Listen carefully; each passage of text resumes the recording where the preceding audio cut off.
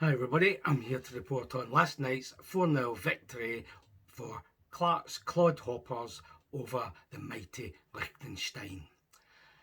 I don't know, I can hardly be bothered. I've had it with this mob, another turgid performance. But let's look on the bright side first. 4 goals, yeah, when did we last score 4 goals? None conceded, brilliant. Some new players in the team at some points in the game, yeah, well done. But let's face it, it was a victory against the equivalent of what? Stenhousemuir, Forfar, and it was still only 4-0, and the fourth came in the 90 something minute. So yet another poor display, no class, no energy, just nothing. I'm done with this mob.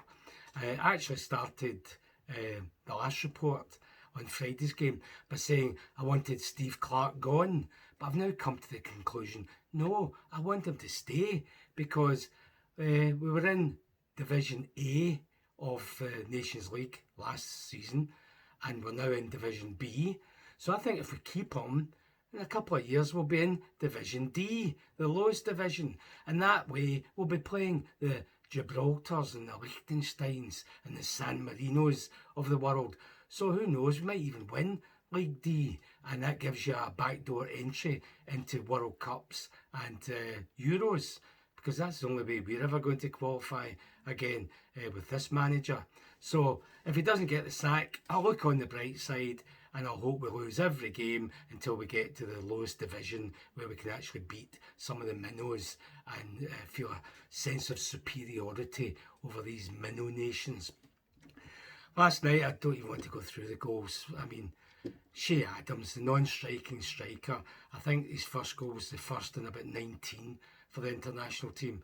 I think he scored 7 total before last night, and he's increased that by 3 thanks to his hat-trick. Wow, brilliant.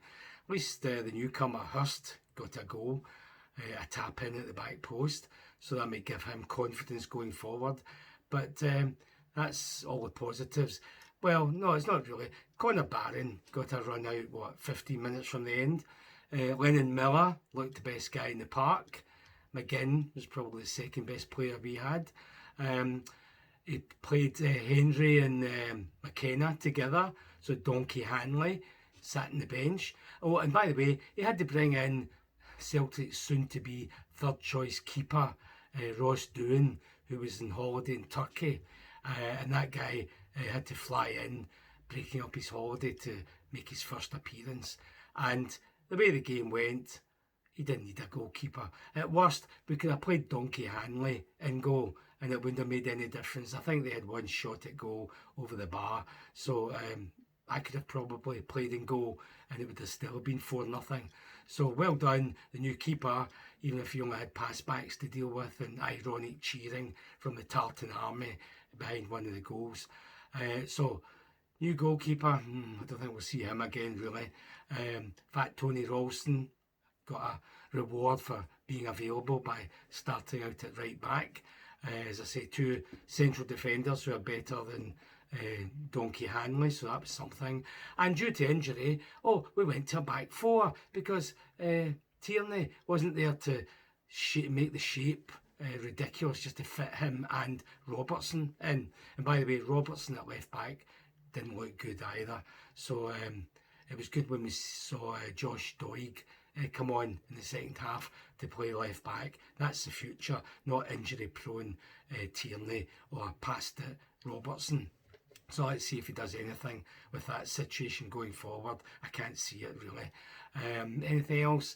Hurst played up front. We actually started with 2 strikers up front. He must have felt really confident against one of the worst teams in the world to play 2 strikers from the beginning.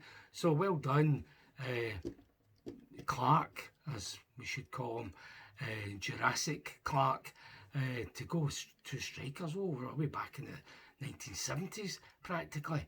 So a nothing game, 4 goals, nothing to brag about. It's gone, let's forget it. Let's see if the manager dares try something adventurous and attacking when we play our first 2 qualifiers. But since they're away games, I can't see it. We'll be lucky if he plays 1 guy up front, never mind 2, especially against Denmark. So I'm not looking forward to these matches. I don't think there's anything else worth saying. It's a nice sunny day outside, first time for weeks it seems, so I'm going to enjoy the rest of the sun and not even think about this Scottish team again. From now on, I'll be concentrating on the new Rangers with their new owners, new CEO, new chairman, new director of football, sporting director, and most of all, new manager, and hopefully plenty of new players coming in to see us do better than we did last season. So forget about the international scene. It's not worth thinking about anyhow, not while Jurassic Clark is the manager. So tatty bye for now.